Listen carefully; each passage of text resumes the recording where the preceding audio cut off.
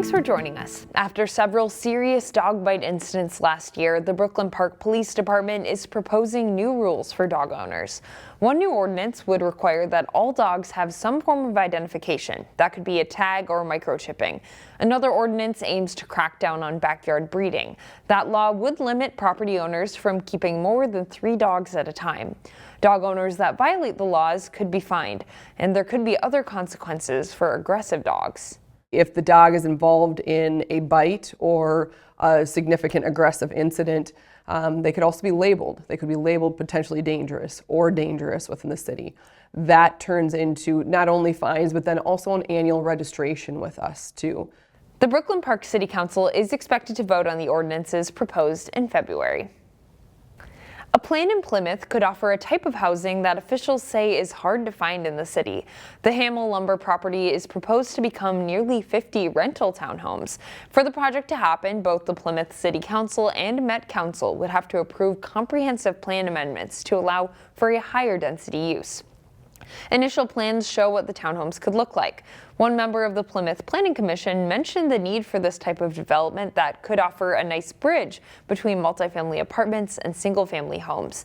The Planning Commission recommended approval on a 3-2 vote. The no votes were due to traffic concerns. The City Council will have the final say. A local sports facility is finding new life under a new owner. As Kevin Miller reports, this pickleball club offers a little something extra. It's a growing sport, and popularity seems to be on a continuum. It hasn't slowed down, really. There seems to be more and more people that just come to the sport. It seems the public can't get enough pickleball. Inside this sports dome, you can hit the ball every day of the year. It used to be Premier Pickleball and Tennis Club. Under new management, We love seeing people come in and use the facility and play. it's called Les Dome. We took it over and renovated it, virtually every space in the building. It's an expansion of the high-end Lucky Shots Pickleball Club in Minneapolis. I just think our clubs offer a different attractiveness or a different vibe than most others. Our club is very unique in the sense that we offer a lot of spaces for social spaces, lounging. The vibe they're going for is Vintage Country Club. You can kind of see the way they styled it, all the different settings for people to gather, eat, drink, mingle, socialize. That's why we're excited about the space. What you're seeing around us here are the results of our recent renovation. But there's more to the renovations than these bright new colors. So this is one of our new 13 courts that we completely redesigned and put in new surfacing everywhere. Cushioned court surface, which is super easy on the knees and the joints. And as they open back up, they're excited to hear the pop of the paddle. Wonderful. It's awesome to see it. In Brooklyn Park, Kevin Miller, CCX News. Robbinsdale parks are preparing for a revamp. The Robbinsdale community can see some of their ideas come to life in the city's draft of a new parks master plan. The city said in its Birdtown brief that this plan is designed to improve the parks overall. They also hope to create spaces for people to hang out outside of the work and home. The more than 100-page plan addresses needs in the community, trends in the area, and what they could do with the spaces they have. I think the biggest thing is making sure people know that we are listening to what they have to say. We want to make sure that they know that they are their parks, and then their feedback is important to us. Recreation Services Manager Matt Basic says some of the department's biggest priorities are revamping Sanborn Park. Among many other things, the plan hopes to add connected trails and spaces for dogs to run. Anyone can view all the ideas and share comments on the master plan on Robbinsdale's website before January 24th. Top student athletes are known for their athletic accomplishments, but they often have talents beyond what you see on game day. In this edition of Standout Student, Delane Cleveland highlights the work of Champlin Park High School's Catherine Adler. To get to that one, here's Adler. Anyone familiar with Champlin Park's volleyball team knows about Catherine Adler. The 6'1 senior is considered as one of the top volleyball players in the state, but her skills go well beyond what you see on the court. I just sort of grew up with it, and then about 5 years ago, I discovered painting, and I found that something I love to do, and I've always been interested in art history as well. So that sort of sparked everything so far. Anyone who's been to Champlin Park for a game has probably seen Catherine's work without even knowing it. She is the artist responsible for the mural of the big Champlin Park logo near the gym doors. It's the first thing the athletes see when they walk in for their match or their game, and I think that's really cool. It's a piece that school staff asked her to do during her sophomore year. Everything was done freehand, using only a projector as a guide. So I had my drawings, and then we used that projector to put them up on the wall, and then I would sketch that, and then I would go in with paint. She used the same process on a series of murals located just outside of Champlin Park's wrestling room. These are really simplistic designs. Her art is just one reason why Champlin Park staff members call her a standout student. She just does everything with the highest integrity. She works so hard at whatever she does. She's not going to cut corners. She's going to do everything to the best of her ability. So while she's recognized for volleyball, she carries a GPA of 3.8, and she's in the beginning stages of selling art on Instagram. For Catherine, it's important for folks to know that she's more than a skilled athlete. Just to show the depth of my personality and who I am as a person, it stretches much further than just volleyball or just academics, and I think that goes for everybody. In the fall, Catherine will go to school at Jacksonville University on a volleyball scholarship. She hopes to major in business and minor in art.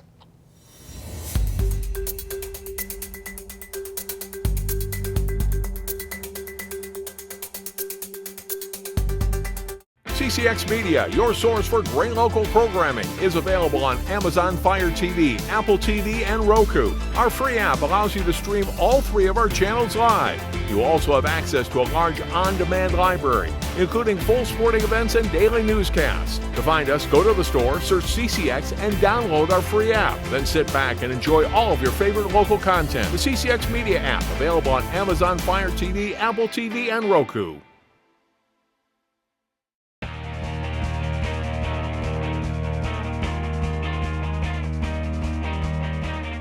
The Maple Grove girls basketball team is enjoying an outstanding season, a top 5 ranking in Class 4A, and an unbeaten start in conference play.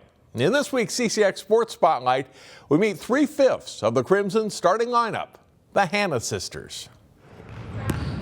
It only took a few moments 18 plus years ago for the Hanna sisters of Maple Grove to be born. Addie is the oldest, followed by Lexi and youngest sister Bella, born less than a minute after Addie. Now the triplets are high school seniors at Maple Grove and all starters for the 11-2 Crimson girls basketball team. We've been playing together since first grade, so just to do it at the high school level is really fun. Our parents really love it, fun watching us all 3 grow up together through basketball. There's been a lot of good times, but there's been some bickering along the way a lot too. But yeah, I've loved it, getting to grow up and play with them all throughout my travel life, and then now in high school, that's been awesome. That's all I've known. So next year will definitely be a big change, but it has been a lot of fun. I'm never lonely. They've been around the program for so long that, we've kind of seen them all grow up together, and so it's been, and they're so different, they're so fun, but they're so different, they're so unique, each in their own different way, and so it's just been fun to see them develop their personalities and what makes them uniquely their own, even though they're triplets. Lexi Hanna for the lead! Though they share a birthday and a love of basketball, all 3 of the Hannas say they are different in a lot of ways from their sisters, but do all possess a competitive nature, 1, in wanting their team to win on the court, and 2, amongst each other. We're all very different, so it's hard to compare, but we definitely get competitive with each other, and we hold each other to very high standards. None of us really worry about stats too much, but we're definitely there to hold each other accountable. If someone gets beat, we'll let them know. The 3 average between 7.5 and 11 points per game. All capable scorers, but not needing to carry the load, with the presence of All-State wing Jordan Odie on the floor. Jordan Odie! And all 3 contribute something unique to the team. Bella's physicality with, having to play kind of out of position for us. She ends up having to play a post, which, in all reality, she'll probably play more on the perimeter at the next level. Addie's just floor leadership, her basketball IQ, and knowing where everybody on the floor is supposed to be and what they're supposed to do, and she's really, really good at that. And then Lexi is the kid that just does all the little things. Lexi is she's the Swiss Army knife. She can play anywhere on the floor. She can defend anyone on the floor, is willing to get on the floor and get scrappy and things like that. Here's Lexi Hanna. Her free ball is good. For the past 4 summers, the triplets, plus Jordan Odie, have conducted clinics and training sessions, primarily for elementary school age girls in Maple Grove. It's called OHH. For Odie Hanna Hoops, and their small business is making a difference in the local basketball community. I've made connections with little kids, and I talk to some of them like every week now, and I love it. Half of them are like best friends with my little sister, so that's pretty amazing. And then they all come to our games now, so that's pretty cool. And getting to see them in the stands and then see them after the games and getting to hug them and them telling us good jobs. So it's been pretty amazing, yeah. Last March, the Maple Grove girls won the program's first ever state quarterfinal round game. A buzzer beater over Lakeville North. Rob Stearns open on the baseline, puts it in! This year, the Crimson want to take it to the next level, winning a state title. The Hanna triplets are all playing Division II basketball next year, but in 3 different states. And while it's exciting to go their own way, there are some mixed emotions in this final go-around for the Crimson seniors. We're moving on to become like our own selves and our own players without each other, which is really exciting. But yeah, it is kind of, we hope to like finish strong, in state and stuff. So hopefully that's the goal. Most of these people have been there and we're there for that and remember that feeling, and we all want to get back there and win the whole thing. Addie Hanna will play next season at Augustana in Sioux Falls.